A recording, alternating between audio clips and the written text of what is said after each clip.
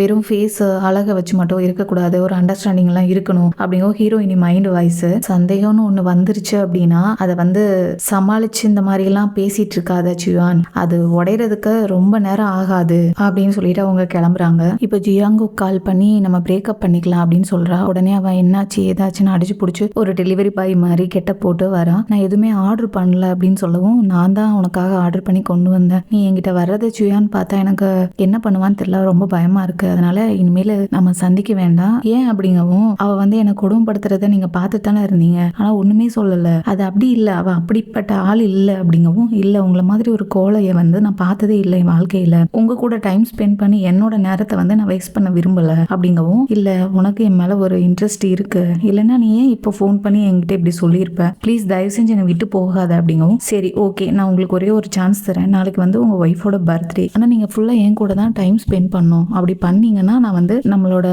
Relationship பத்தி நான் யோசிப்பேன், இல்லைன்னா உங்களுக்கு அடுத்த வாய்ப்பு கிடையாது, இதுதான் உங்களுக்கு லாஸ்ட் சான்ஸ் அப்படிங்கவும் அவன் வந்து யோசிச்சுக்கிட்டு இருக்கான். அப்போ அவனுக்கு கால் வருது, இன்னைக்கு என் பர்த்டே, நீங்க சீக்கிரம் வாங்க, நான் ரிப்போர்ட்டர்ஸ்லாம் வீட்டுக்கு வர வச்சிருக்கேன் அப்படின்னு சொல்றான். அப்போ வந்து இந்த ரிப்போர்ட்டர்ஸ் கிட்ட சொல்றான், என்னோட ஹஸ்பண்ட் வரவும் எங்களோட போட்டோஸ்லாம் நல்லா எடுத்து எல்லாத்தையும் டெலிகாஸ்ட் பண்ணுங்க அப்படிங்கவும், கவலைப்படாதீங்க மிஸ்ஸஸ் ஜியாங், நீங்க 2 பேரும் சேர்ந்து இருக்கிற போட்டோஸ் எல்லாம் எடுத்து உங்களை பத்தி நல்ல நியூஸை நாங்க கண்டிப்பா பரப்புறோம் அப்படின்னு ரிப்போர்ட்டர் சொல்றாங்க. காலிங் பெல் அடிக்குது, 2 பேருமே ஆர்வமா இருக்காங்க.